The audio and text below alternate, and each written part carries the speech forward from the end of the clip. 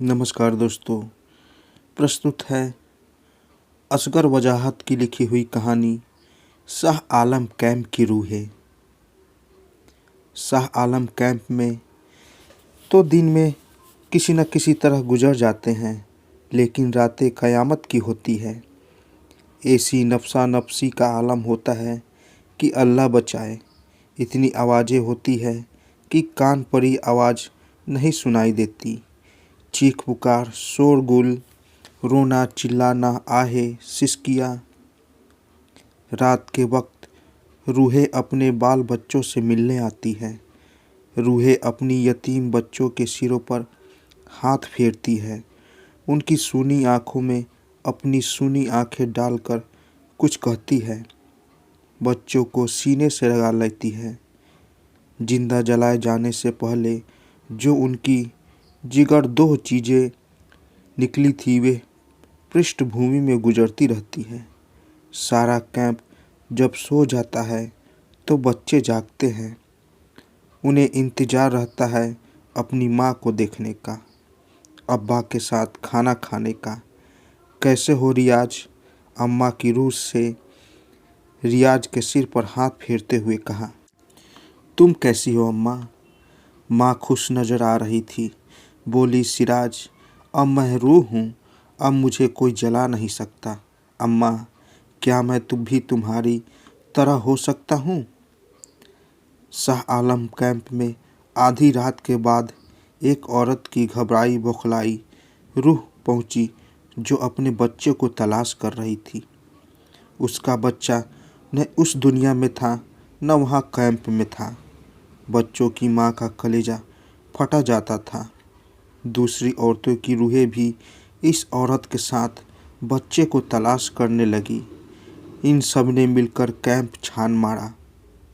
मोहल्ले गई, घर धू धू करके जल रहे थे। चूँकि वे रूहें थी, इसलिए जलते हुए मकानों के अंदर घुस गई। कोना कोना छान मारा, लेकिन बच्चा ना मिला। आखिरकार सभी औरतें की रूहें दंगाइयों के पास गई।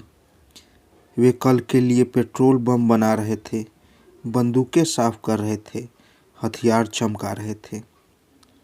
बच्चे की माँ ने उनसे अपने बच्चों के बारे में पूछा तो वे हंसने लगे और बोले, अरे पगली औरत, जब 10, 20, 25 लोगों को एक साथ जलाया जाता है तो एक बच्चे का हिसाब कौन रखता है? पड़ा होगा किसी राख के ढेर में। माँ ने कहा, नहीं नहीं, मैंने हर जगह देख लिया है, कहीं नहीं मिला। तब किसी दंगाई ने कहा, अरे ये उस बच्चे की माँ तो नहीं जिसे हमने तलवार पर टांग दिया था।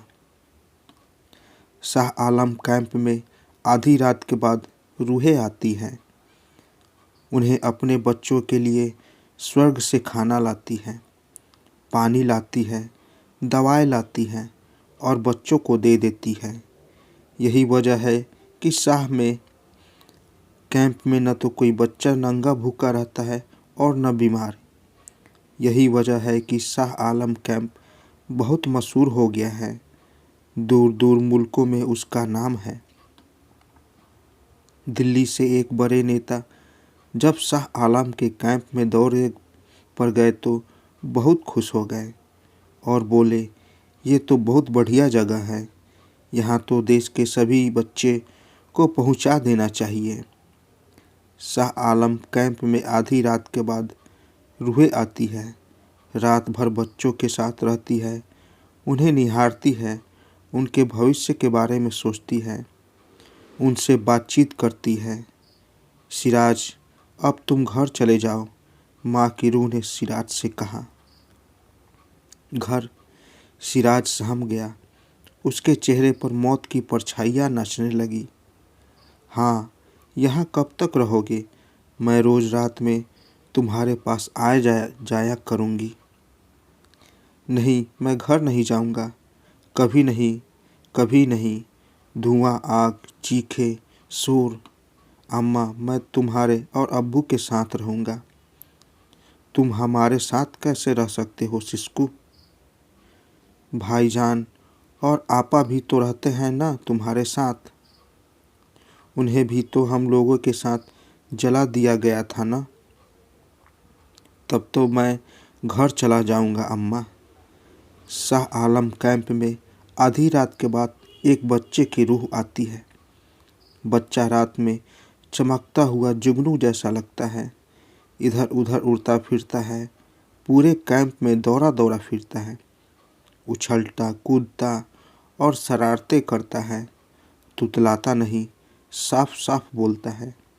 माँ के कपड़ों से लिपटा रहता है, बाप की उंगली पकड़े रहता है। शाह आलम कैंप के दूसरे बच्चों से अलग यह बच्चा बहुत खुश रहता है। तुम इतने खुश क्यों हो बच्चे? तुम्हें नहीं मालूम? ये तो सब जानते हैं। क्या? यही कि मैं सबूत हूँ। सबूत? किसका सबूत? बहादुरी का सबूत। किसकी बहादुरी का सबूत हो?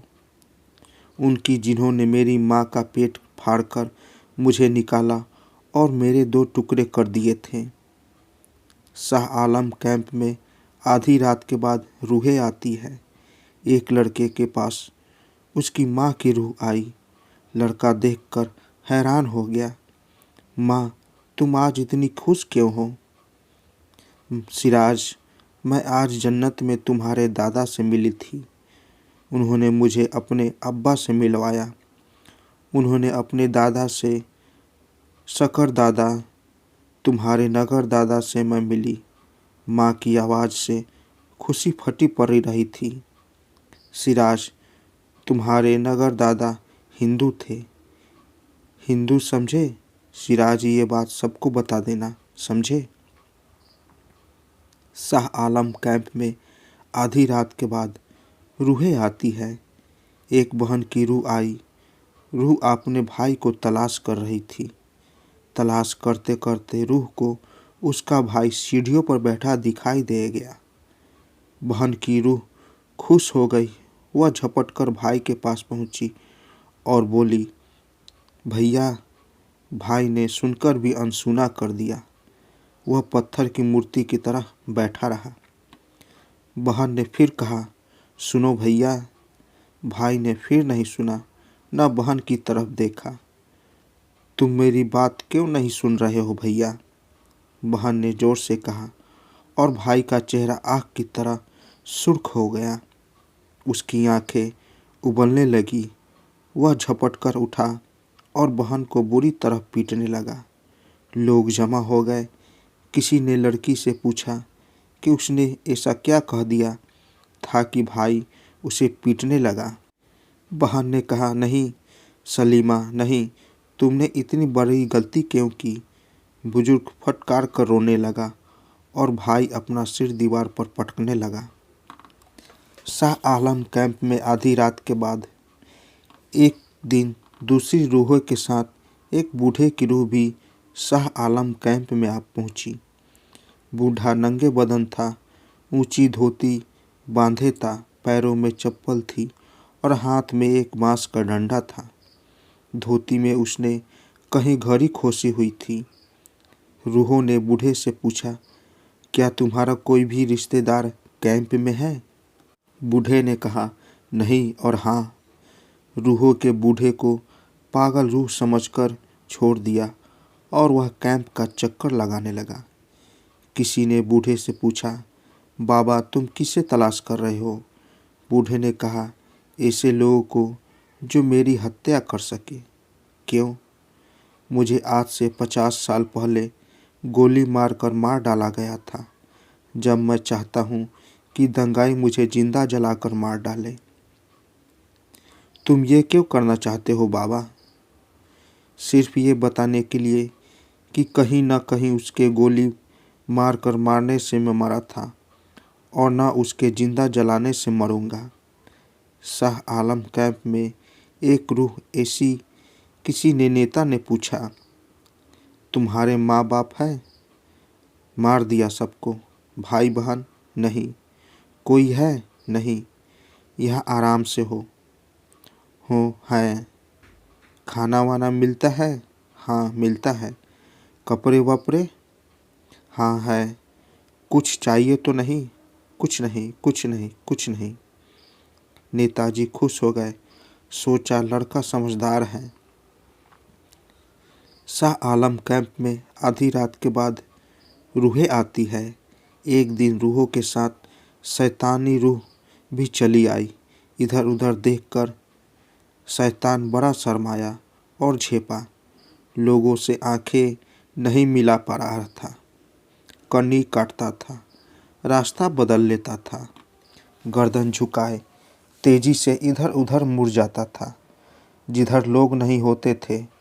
आखिरकार लोगों ने उसे पकड़ ही लिया। वह वास्तव में लज्जित होकर बोला, अब ये जो कुछ हुआ है इसमें मेरा कोई हाथ नहीं है, अल्लाह कसम मेरा हाथ नहीं है। लोगों ने कहा, हाँ हाँ हम जानते हैं, आप ऐसा कर ही नहीं सकते, आपका भी आखिर एक स्टैंडर्ड है। शैतान ठंडी सांस लेकर बोला, चलो दिल से एक बोझ उतर गया, आप लोग सच्चाई जानते हैं। लोगों ने कहा, कुछ दिन पहले यह अल्लाह मियाँ भी आए थे और यही कहकर चले गए थे। तो दोस्तों, कैसी लगी कहानी? अगर कहानी आप लोगों को अच्छी लगी हो तो मेरे चैनल को ज़रूर सब्सक्राइब करें और साथ साथ बेल आइकन को भी ज़रूर दबाएं, ताकि मेरी कहानी सबसे पहले आप तक पहुंचे। तो दोस्तों, मिलते हैं एक नई कहानी के साथ एक नए वीडियो में। तब तक के लिए नमस्कार।